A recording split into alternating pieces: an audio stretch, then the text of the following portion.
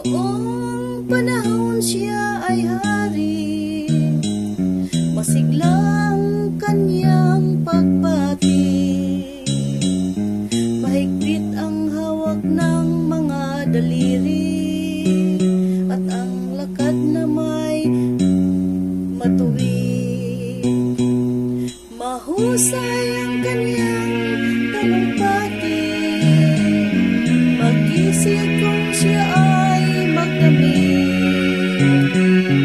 Malalim ang kanyang pag-iisip, at lahat ay sa kanya nakatitig. Ngunit ngayon siya'y pagod na, mahina na rin ang katawan. Pinagmamasdan lamang sa bintana ang unti-unting pagdaloy ng ulan. At ang unang tanong sa umaga, kung ano ang kanyang nagawa sa paglipas ng 90 taon, nang siya'y malakas at bata pa.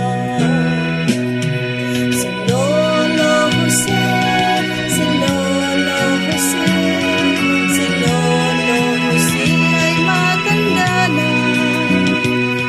Ngunit mahal ko pa si Lolo Jose, kahit siya ngayon ay laos na. Sa piling ng mga alaala, lagi na namang nag-isa.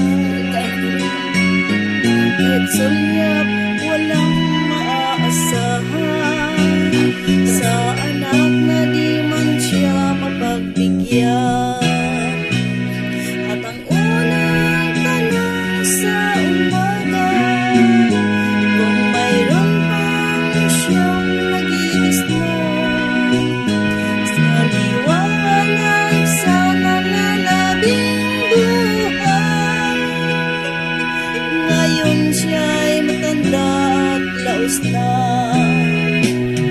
Si Lolo Jose, si Lolo Jose, si Lolo Jose ay matanda na. Ngunit mahal ko pa si Lolo Jose, kahit siya ngayon ay laos na. Sa dalim ng kanyang pag-asa, maghapon na lamang nakabantay. Kung kanyang matatanaw pa ang hiwaga, nang hindi malimot niyang nakaraan. At ang diwa ng kahapon di matatagpuan.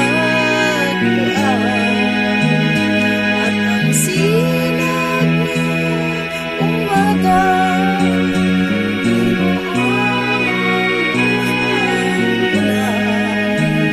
At ang hirap sa puso, di na mapapantayan. Kung maari